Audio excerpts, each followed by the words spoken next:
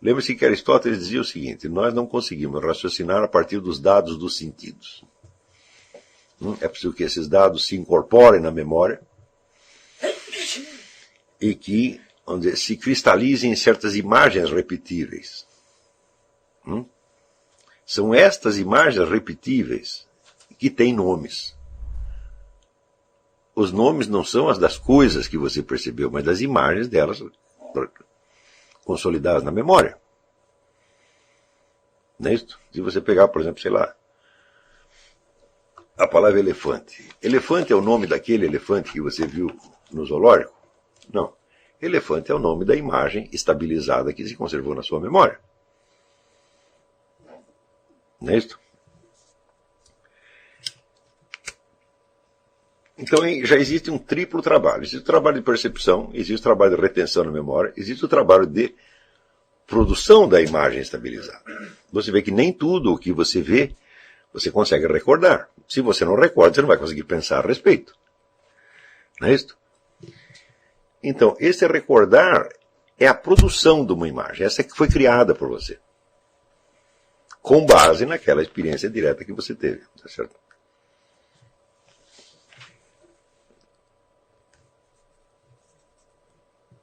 E por fim existe dessa imagem, vamos dizer, a extração de um conceito verbal. Você vai dar um nome àquilo e você vai ter uma definição aproximada do que você acha que é aquele negócio. Né?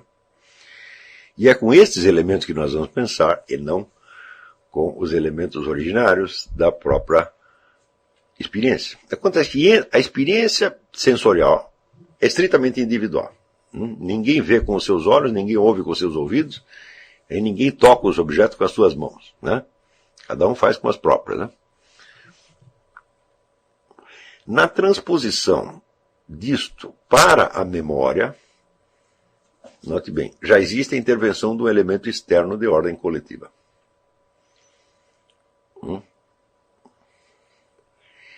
Nós retemos mais facilmente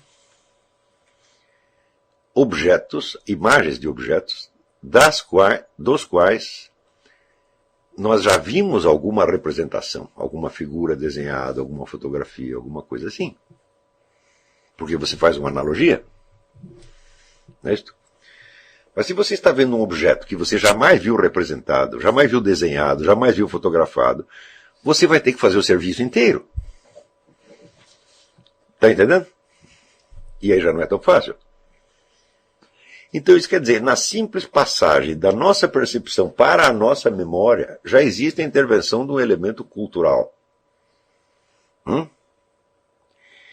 Isso quer dizer que você vai reter mais facilmente daquilo que você viu, daquilo que você percebeu pessoalmente, você vai reter com mais facilidade aqueles mesmos elementos que já foram enfatizados nas imagens fornecidas pela cultura.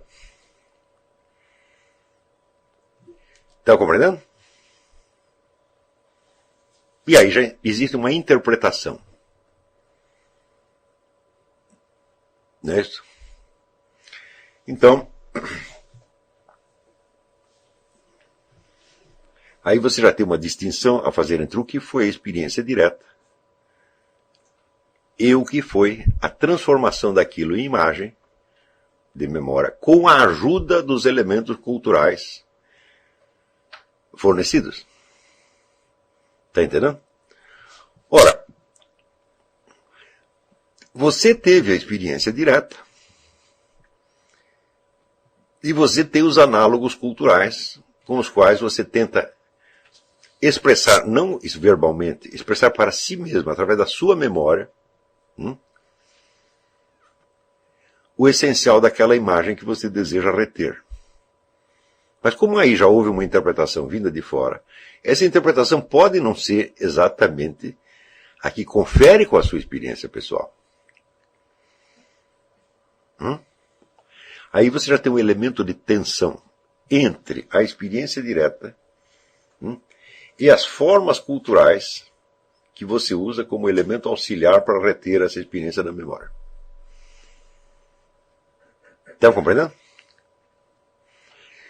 Ora, esses análogos culturais que você recebe podem ser perfeitamente adequados àquilo que você deseja reter, mas podem não ser. E aí existe uma tensão. E nessa tensão, quem sempre sai perdendo, quem é? É você. Porque a força dos elementos culturais é muita. E você viu as coisas de uma certa maneira, mas como na cultura que você está, elas costumam ser representadas de uma outra maneira. Forma-se aí como se fosse uma discussão entre o indivíduo que está falando sozinho e uma plateia que também está falando, muita gente ao mesmo tempo, né? E que sufoca a voz dele. Então você acaba se recordando não aquilo que você viu, mas aquilo que as imagens consolidadas na cultura lhe permitem. Isto, vamos dizer, para a prática da filosofia, é um negócio absolutamente essencial. Você aprender a distinguir entre o que foi que você viu e o que foi que a cultura o ajudou a reter. E aí você vai ver que às vezes existem abismos. Só que para isso você vai precisar aprimorar a sua linguagem de maneira que você consiga expressar a experiência, tá certo? Tal como ela realmente apareceu. Ora, mas acontece que quando você vai expressar em palavras, as palavras também vêm de fora, as palavras também são elementos culturais consolidados que você recebe. E você então vai ter que aprender a manejá-las de tal modo que elas digam o que você quer e não o que, vamos dizer, a cultura em torno permite ou habitualmente permite. Está entendendo? Então, a aquisição de uma linguagem pessoal, vamos dizer, é o elemento fundamental para você conseguir ser fiel à sua experiência direta, em vez de simplesmente repetir o que a sociedade ensinou a dizer a respeito daquelas coisas. E note bem, eu não estou falando... Esta dificuldade, ela entra em cena antes mesmo da expressão verbal. Está compreendendo? Quando você vê, por exemplo, o que se passa numa sessão de hipnose, onde as palavras do hipnotizador fazem o paciente recordar não aquilo que ele viu, mas aquilo que o hipnotizador sugeriu, você aí percebe como é fácil separar uma pessoa da sua experiência real e colocar dentro da memória dela uma experiência substitutiva. Mas não é preciso uma hipnose para que você passe por isto. Nós passamos por isso frequentemente. Na maior parte dos casos. Isto não é um problema. Porque a cultura em torno ela não está a fim de sacanear. Tá certo? E os elementos que ela te fornece realmente te ajudam a expressar para você mesmo o que você viu. Mas quando há um antagonismo, tá certo? O antagonismo é decidido em favor da cultura e não em favor da individualidade. Não é isso? E se acontece isso, meu filho, a sua atividade filosófica acabou naquele mesmo momento. Porque você não pode refletir com clareza, tá certo? Com elementos de experiência que já são falsificados e alterados. Está entendendo? Ora,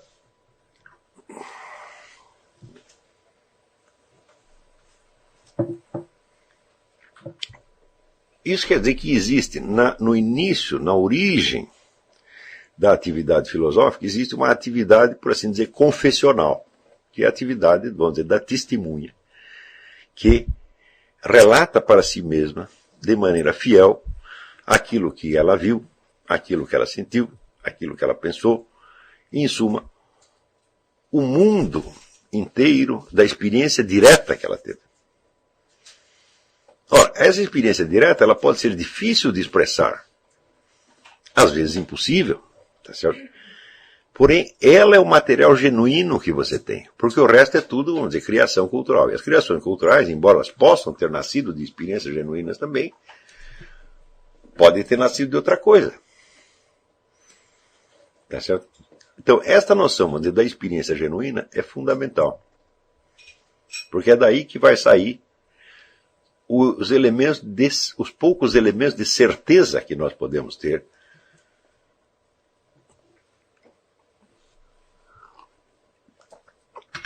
E são elementos de certeza precisamente porque você os viu pessoalmente. Tá certo?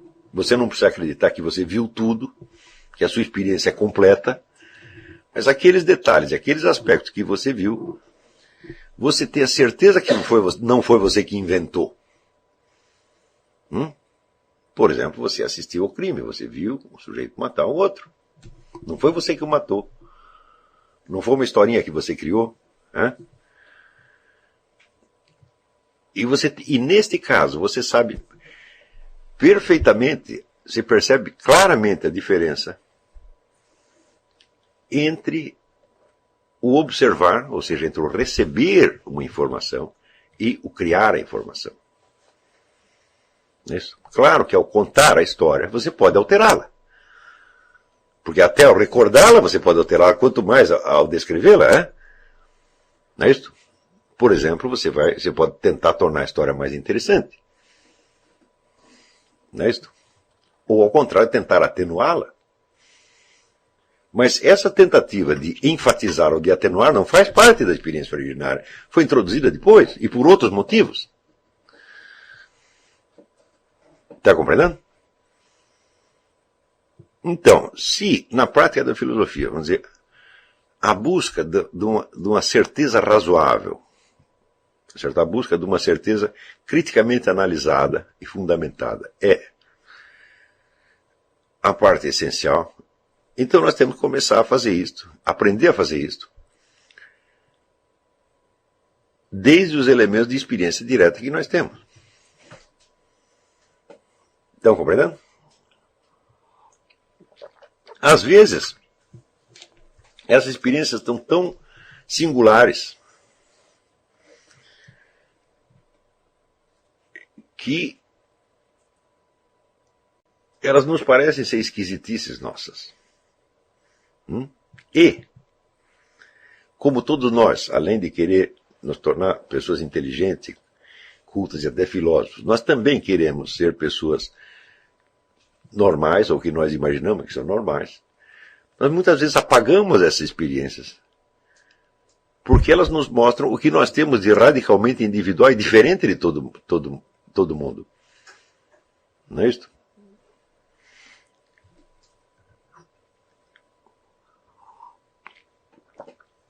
Então, sobretudo quando você não sabe se a experiência que você tem é compartilhada por outros ou não. Existem certos casos radicais, como o do Padre Pio, que aos 5 anos de idade, ele via Jesus Cristo, via Nossa Senhora, via os demônios, só que ele achava que todo mundo via também. Ele estava seguro de que aquilo era coisa banal. Não é isso? E, no outro extremo, vamos dizer, da experiência que você não sabe que é compartilhada, tem o famoso caso do meu filho Thales, que uma vez chegou para a mãe, quando ele era pequenininho, e falou: mãe, às vezes eu fico falando, mas não é que eu estou falando, é só na minha cabeça. Daí ela disse: pois é, isso chama-se pensar. Ele disse: você também faz isso? Então, pode acontecer que a gente tem experiências muito peculiares, e acredito que elas são de domínio público. Por outro lado, você pode ter uma experiência banal e achar que aquilo só aconteceu com você. Como é que você vai saber se você não perguntar? Está compreendendo? Então, até para perguntar, até para você conviver, é preciso você ter alguma ideia do que é a sua experiência real.